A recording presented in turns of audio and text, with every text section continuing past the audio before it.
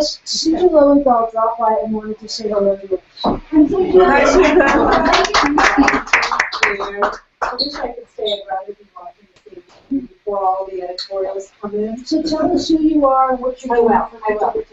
So I'm the council member of the 2nd District. For this area? For this area, for Long Beach, and this house is right in the heart of the 2nd District. And I've been a council member for 7 years, and I'm also running for state assembly, coming up in June, primaries in June. And so after being on this Board of Education for 5 years and the council for 7 years, I think it's a great time to represent us in state legislature. We'll have 12 years to be there, and as we all know, all good things can't happen overnight. And so those of us who have a deep interest in public policy and the stamina, the 7 years it takes to get it done, we're just talking Carol and others about how do we bring redevelopment back. It's going to be a challenge, right? To clear everything out instead of looking at ways to reform it. And those of us who are here at the ground level at the city know exactly the pain of that. I represent the downtown, and so without redevelopment, we can see everything that's come to by default, trying to figure out what to do. There's the art here, there's so many other properties as well.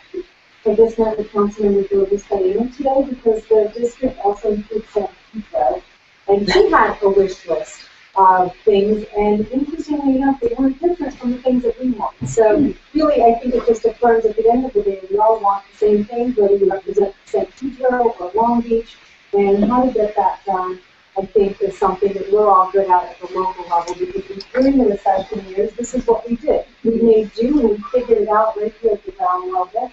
I think those are the skills that I hope to bring at the legislature, to the legislature. I've worked in water policy for 15 years, and as you all know, with the governor announcing the drought, as a condition here in the state of California, it's coming to a critical juncture.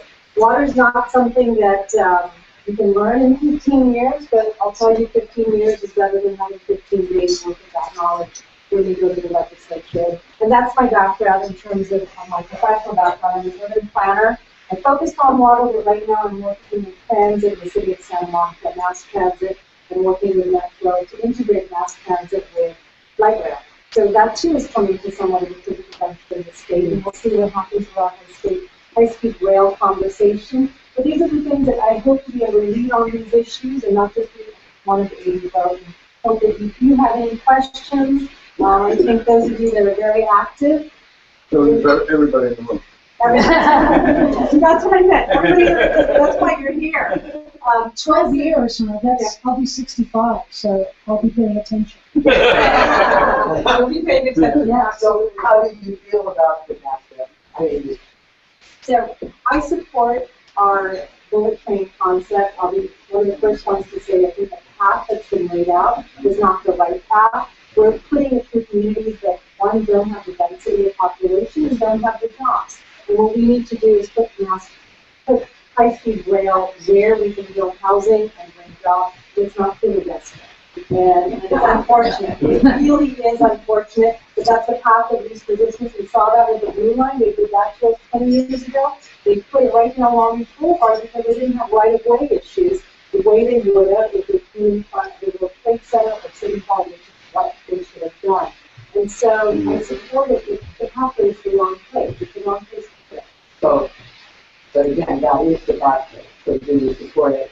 I don't, not in that pathway, no, because I don't think it's going to accomplish what transit's meant to accomplish, which is to bring people closer to their living spaces and working spaces so that they don't have long commutes. So that's. What about the other point that you see in Europe, where they have the high-speed rail that's basically hub to hub? So you're going from Orange County to LA to maybe directly to San Francisco, and not stopping anywhere in Central Valley. And then maybe there's other routes in the feeder line.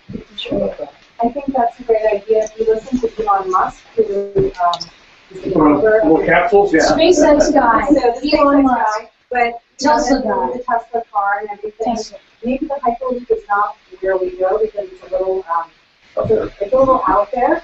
But the idea of getting people to between hubs in the fastest way possible without stopping is something that we definitely consider because that's important. part of why a lot of people don't get to do money because of all the stops. I've been working for 3 or 4 years trying to get Metro to do an express car. Yeah. And what they told me was that the communities, not from Long Beach, LA, they don't. I've done it. Anyway, go ahead. They stop in the communities, and the reason being, they don't want to incur the wrath of those communities saying we just don't want to stop in our community. You know, like Compton or other, and that's not the reason. It's just people who work in downtown LA don't want to spend their time stopping at all those stops. And so, And if we didn't like Europe, you'd have the center rail would be non-stop express. Next outer rail would be more local, and then even more local on the third. I think the president's getting ready to. and there you have it.